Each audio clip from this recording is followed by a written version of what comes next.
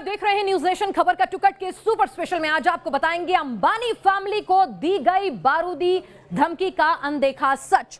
साथ ही इस high profile खबर से जुड़ी हुई हर रिपोर्ट आपको देंगे, हर डिटेल आपको देंगे। इसके बाद खबर का टुकट में स्कूटी वाली सियासत दिखाएंगे और कहां एक बार फिर से युद्ध की आशंका मंडरा रही है। और बात होगी बूंद बूंद को क्यों तरसने वाली है इस गर्मी दिल्ली, क्योंकि गर्मी ने तोड़ दिए हैं सारे रिकॉर्ड। लेकिन सबसे पहले बात उस गोडसे भक्त की जिसे अब कांग्रेसी बना दिया गया।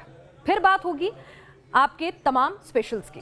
लेकिन सबसे पहले उस खबर की बात करते हैं जिस पर टिकी हुई है पूरी दुनिया की नजरें, यानी अंबानी परिवार को मिली धमकी। अंबानी फैमिली के घर के बाहर विस्फोटक से भरी कार बरामद होने को 24 घंटे से ज्यादा का वक्त गुजर चुका है और इन 36 घंटों में कई ऐसे सबूत सामने आए हैं जो बड़ी साजिश की ओर इशारा करते हैं। सबसे पहले देखिए न्यूज नेशन रिपोर्टर्स की वो इन्वेस्टिगेशन जो आपको अब तक मिले एक एक सबूत और उससे जुड़े अनदेखे सच से रूबरू कराएगी।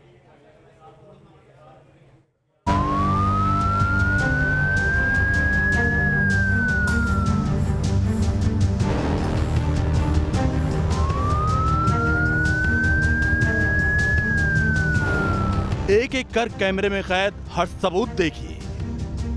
देश के मशहूर बिजनेसमैन मुकेश अंबानी के घर के नजदीक एक लवारिस गाड़ी नजर आती है और जब गाड़ी खोली जाती है तो उसके अंदर मिलती हैं बारूदी जिलेटिन की छड़ें। इन तस्वीरों से पैदा हुए कुछ सवाल। आखिर कौन है वो जिसने अंबानी परिवार को धमकी दी? अंबानी फैमिली को धमकी देने का मकसद क्या है और धमकी देने वाले को बारूदी जिलेटिन कहां से हासिल हुआ? इन सवालों का सटीक जवाब और अनदेखे सच की परतें खोल देने के लिए न्यूज नेशन रिपोर्टर सड़कों पर निकले और की गई अंबानी को धमकी की फुल इन्वेस्टिगेशन। इस पड़ताल के पहले हिस्से में हमने उस सीसीटीवी वीडियो की तफ्तीश की जो उस रात अंटीलिया के नजदीक एक कैमरे में कैद हुआ था। स्कॉर्पियो गाड़ी जहां पर खड़ी थी वो तस्वीर मैं आपको दिखा दूं, ये वही जगह है, कारमाइकल रोड है और इस पेड़ के नीचे स्कॉर्पियो गाड़ी खड़ी थी, उसके पीछे इनोवा गाड़ी खड़ी थी। ये पूरी तस्वीर कैद की है इस यहाँ पर लगे एक सीसीटीवी कैमरे ने, जो कि यहाँ पर एक छोटी सी स्टेशनरी है, छोटा सा दुकान है, यहाँ पर सीसीटीवी कैमरा है और यहाँ से वो तस्वीर जो है वो मुंबई पुलिस के हाथ में लगी है। और यहाँ से लेफ्ट साइड में आप देख पाएंगे तो ये है कारमाइकल रोड और यहाँ से 500 मीटर की दूरी पर वो स्कॉर्पियो गाड़ी खड़ी थी जिसमें से विस्फोटक सामग्री को और नेम प्लेट्स को बरामद किया है। अब फिलहाल जो है वो सुरक्षा एजेंसियां जो है वो इस बात की जानकारी इकट्ठा कर रही है कि आखिर इस घटना को किसने अंजाम दिया। वीडियो को गौर से देखने पर यह भी पता चला कि कार के अंदर बैठे शख्स ने इग्निशन ऑफ करने के बाद कुछ हरकत की और इससे ये शक भी पुख्ता हो गया कि कैमरे की रेंज से बचने के लिए गाड़ी लाने वाला शख्स पीछे सीट हटाकर डिक्की के सहारे बाहर निकलकर भागा। तफ्तीश का ये राउंड पूरा होने से कुछ बातें साफ हो गई। पहली बात ये कि बारूदी गाड़ी लाने वाला अकेला नहीं था, इनोवा में उसका कोई साथी या एक से ज्यादा मददगार सवार मौजूद थे। दूसरी बात ये कि गाड़ी पार करने वाले को इलाके के सीसीटीवी कैमरे की जानकारी पहले से थी, जिसके चलते वो डिक्की से निकला और अपनी पहचान छिपाने में कामयाब हो गया। तीसरी बात ये कि बारूदी गाड़ी लाकर पार करने की ये वारदात पहले से प्लान की गई थी, ये अचानक अंजाम दिया गया क्राइम नहीं था। क्राइम करने के तरीके के अनदेखे पर्दे उतर चुकी थी। अब तलाशना था बारूदी गाड़ी के जरिए धमकी देने का मकसद, जिसके लिए अब तक की इन्वेस्टिगेशन में सामने आए सबूतों को खंगालना जरूरी था। पुलिस से मिली जानकारी के मुताबिक गाड़ी से एक धमकी भरा खत मिला, साथ में एक क्रिकेट किट बैग और जिलेटिन की छड़ें। इस खत में लिखा है, नीता भाभी और मुकेश भैया, ये एक झलक है, अगली बार ये सामान पूरा होकर आएगा, तुम्हारी पूरी फैमिली को उड़ाने का इंतजाम हो गया है, संभल जाना। इस खत की जुबान से कुछ बातें साफ हो जाती हैं। धमकी देने वाले का मकसद अंबानी फैमिली को डराना था। हालांकि खत में कोई मांग नहीं है, लेकिन बार बार फैमिली का नाम लेना बता रहा था कि अंबानी परिवार ही धमकी देने वाले के टारगेट पर था। इस खत के साथ ही एक और बड़ा सबूत भी बारूदी गाड़ी से मिला। ये सबूत था मुंबई इंडियंस का क्रिकेट किट बैग। जहां पर ये संदिग्ध कार पाई गई वो इलाका पूरा गामदेवी पुलिस थाने के अंतर्गत आता है।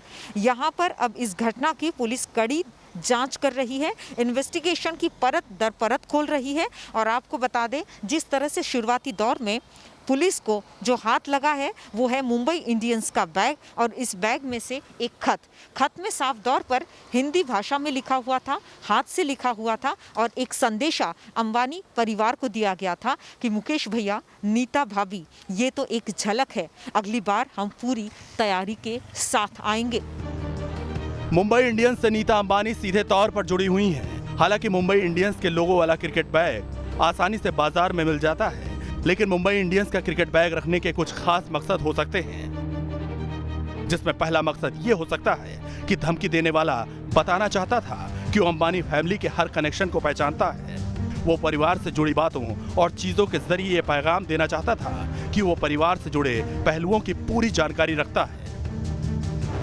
और अब तफ्तीश का वो हिस्सा जो सबसे ज्यादा जरूरी है, यानी बारूदी जिलेटिन की छड़ें। इस गाड़ी के अंदर 20 जिलेटिन की छड़ें रखी हुई थी। हालांकि इन्हें विस्फोटक के तौर पर असेंबल नहीं किया गया था, लेकिन जिलेटिन की छड़ों से बारूदी इरादे साफ हो रहे थे। मुंबई पुलिस के मुताबिक ये जिलेटिन मिलिट्री ग्रेड नहीं था, बल्कि कॉमर्शियल ग्रेड था, यानी ये खनन और निर्माण के दौरान इस्तेमाल किए जाने वाला जिलेटिन था। इस जानकारी से सीधा सिग्नल मिला कि आरोपी का मकसद धमाका करना नहीं, बल्कि धमकी देकर डराना था। कल शाम को 3 बजे गांवदेवी पुलिस स्टेशन के हद में कारमाइकल रोड पर एक संशयित गाड़ी खड़ी थी और पुलिस को माहिती मिलते हुए पुलिस घटनास्थल पर पहुंची। Bomb detection and disposal squad भी घटनास्थल पर पहुंची और गाड़ी की तपासनी की। तपासनी के दरमियान गाड़ी के अंदर कुछ स्फोटक पदार्थ मिली थी, जेलेटिन। एक चिट्ठी गाड़ी में मिली थी और इसके बारे में अभी तपास चालू है। एक जो सस्पिशियस व्हीकल जो मिली थी, उसकी नंबर प्लेट के ऊपर जो नंबर है वो एक मुकेश अंबानी की सिक्योरिटी डिटेल में जो गाड़ी है उसकी नंबर से मैच होती है। इतना ही नहीं, गाड़ी के अंदर 5 अलग अलग नंबर प्लेट भी मिली है, यानी ये किसी शातिर अपराधी का काम था जिसे फर्जी नंबर प्लेट के जरिए चोरी की गाड़ी के इस्तेमाल का हर हथकंडा मालूम था। मुंबई पुलिस ने पता कर लिया है कि वारदात में इस्तेमाल की गई गाड़ी विक्रोली से चोरी की गई थी। गाड़ी के असली मालिक समेत 10 से ज्यादा लोगों से पूछताछ हो रही है, लेकिन पुलिस के पास अब तक वारदात के मकसद को लेकर कोई जवाब नहीं है। मुंबई से श्वेता घुमसे के साथ टीम न्यूज़ नेशन।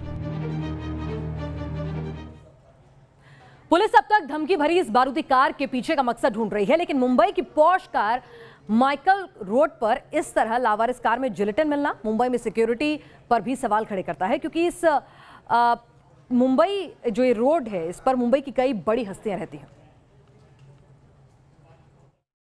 जहां पर संदिग्ध कार पार्क थी वहां का इलाका काफ़ी ज़्यादा रिहायशी है। यहां पर तमाम सेलिब्रिटीज़, दिग्गज राजनेता और कई बड़े बिजनेसमैन के घर मौजूद है। यदि मैं तस्वीरें आपको दिखा दूं तो सबसे पहले ये कारमाइकल रोड है जो कि पेडर रोड को जाकर मिलता है।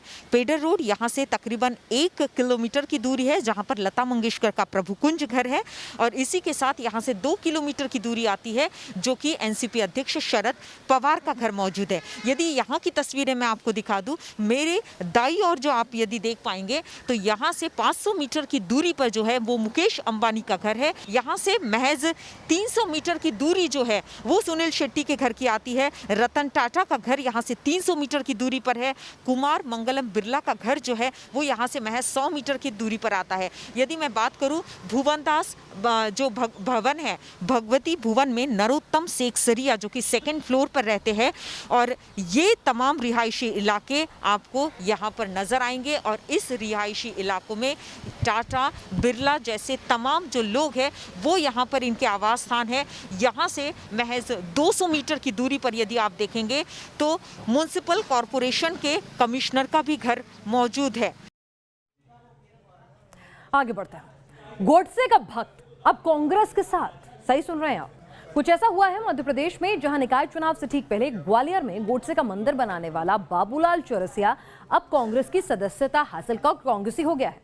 बापू के हत्यारे के कांग्रेस में शामिल होने के बाद सियासी हलकों में सवाल पूछे जाने लगे, क्या वोट के लिए अब कांग्रेस हर दाग कबूल कर लेगी?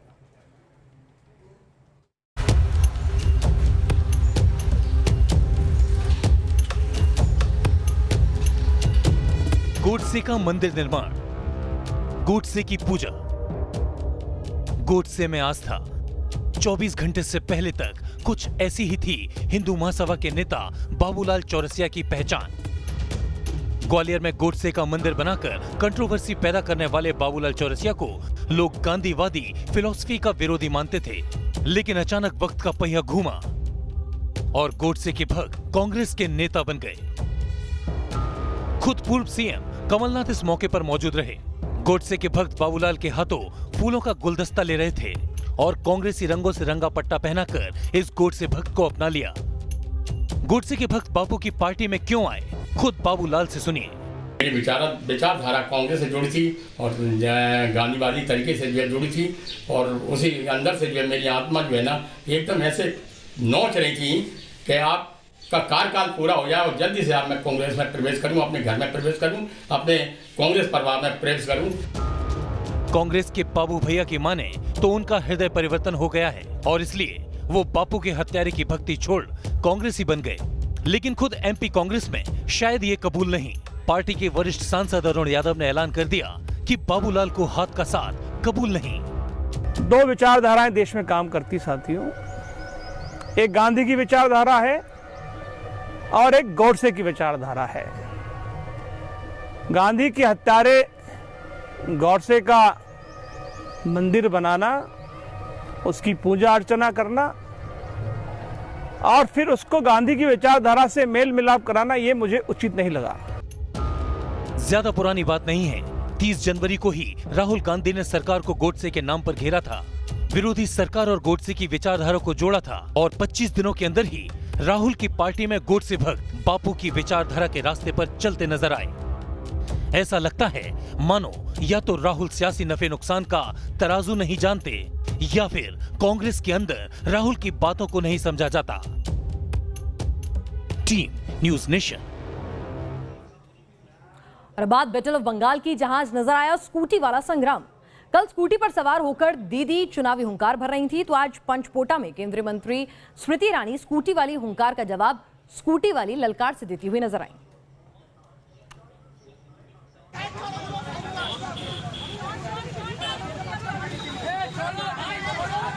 स्कूटी वर्सेज स्कूटी, यही थी बैटल ऑफ बंगाल की वो तस्वीर जिसकी तासीर में थी पॉलिटिक्स की विमेन पावर, यानी ममता बनर्जी वर्सेज स्मृति ईरानी।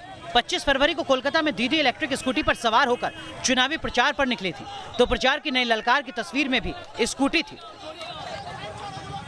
इस बार चेहरा था केंद्रीय मंत्री स्मृति ईरानी का।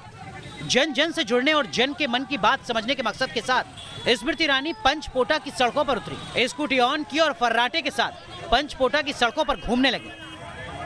अगर कोई रोकता, बात करता तो स्मृति फौरन ब्रेक लेती और आराम से पब्लिक की बात सुनती।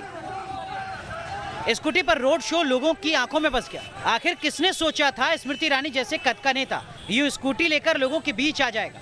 पहले स्मृति ईरानी ने स्कूटी चलाई और फिर चला ममता सरकार पर जुबानी वार। 24 फरवरी को स्मृति ईरानी ने राहुल गांधी के नॉर्थ साउथ पर करारा जवाब दिया और 48 घंटे के अंदर स्मृति ईरानी बंगाल में हुंकार भर रही थी। टीवी की ये बहू अब सियासत में वो मंझी हुई खिलाड़ी बन चुकी हैं, जो हर मौके हर वक्त पर विरोधियों को जवाब देने के लिए तैनात और तैयार हैं। Team news nation. क्या एक बार फिर युद्ध होने वाला है? क्या एक बार फिर आर्मेनिया और अजरबैजान के बीच खूनी जंग का आगाज होने वाला है? क्या हजारों की जिंदगी छीनने वाली अजेरी आर्मेनियाई बैटल को दोहराने का प्लान शुरू हो चुका है? यह कयास उठे आर्मेनियाई पीएम के एक बयान से, जिसमें उन्होंने चेतावनी दी कि आर्मेनियाई फौज सीजफायर से नाखुश है और तख्ता पलट होगा तो युद्ध भी होकर रहेगा।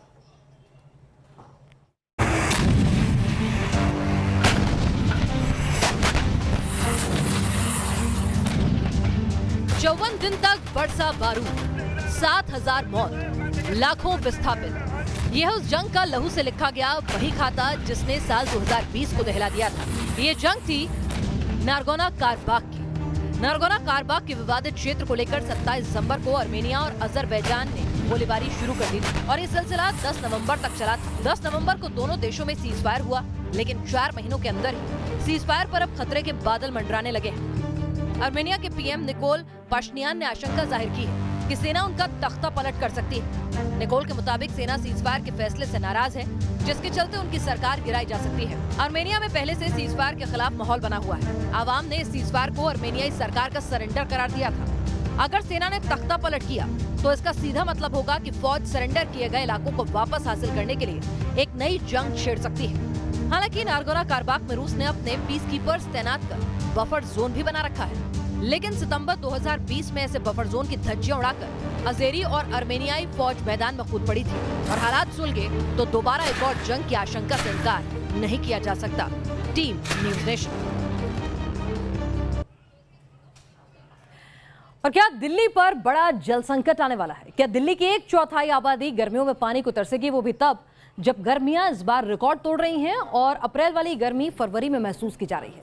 इन सवालों के उठने की वजह है नांगल डैम की मरम्मत, जिसे लेकर कहा जा रहा है कि ये दिल्ली की वाटर सप्लाई का एक बड़ा हिस्सा ठप कर देगा।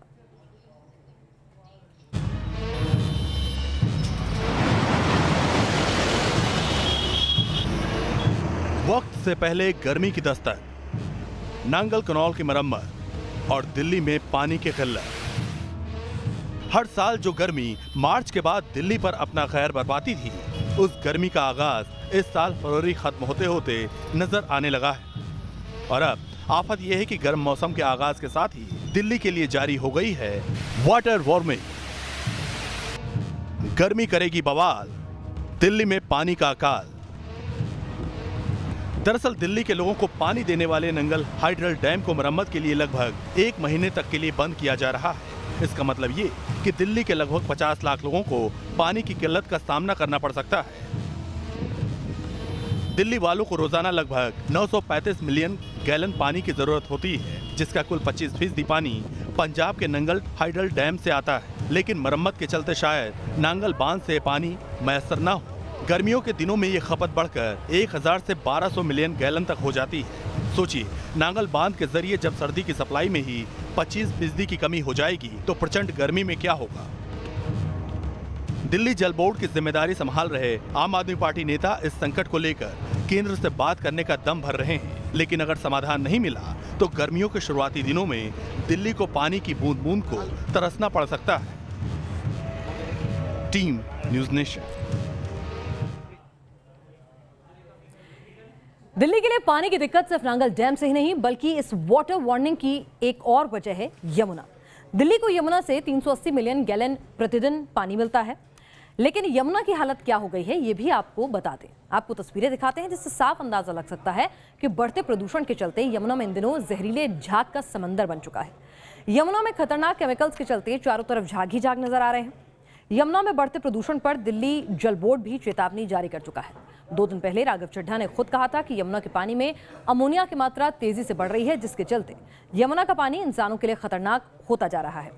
यानी एक तरफ नांगल डैम से पानी नहीं आएगा मरम्मत के चलते, और दूसरी तरफ यमुना का पानी इस्तेमाल करने लायक नहीं रह जाएगा।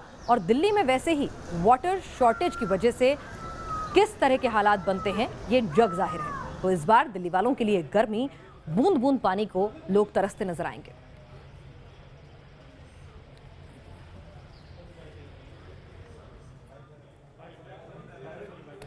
और अब खबर यूपी के आगरा से, जहां सरेआम एक युवती का अपहरण कर लिया गया। घटना के बाद इलाके में हड़कंप मच गया। अपहरणकर्ता ने पहले लड़की को बुर्का पहनाया, फिर उसे अगवा कर लिया। ये तस्वीरें सीसीटीवी में कैद हुई। किडनैपिंग की पूरी वारदात सीसीटीवी में कैद हो गई। आप देखिए कि किस तरह से यह अपहरणकर्ता एक लड़की को रोकता है और उसके बाद उसे बुर्का पहनाता है और फिर अपने साथ ले जाता है। अब यह मर्जी से गई है, क्या हुआ है, कुछ सुंघाकर उसे बेहोश किया गया इसीलिए बुर्का पहनाया, क्या स्थितियां बनी ये अभी समझ से परे है।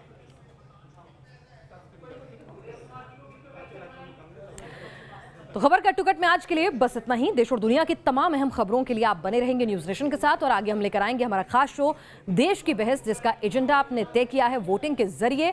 और आज आप चाहते हैं जिस मुद्दे पर बहस हो वो है चुनावी बिगुल बजा किसकी चलेगी हवा।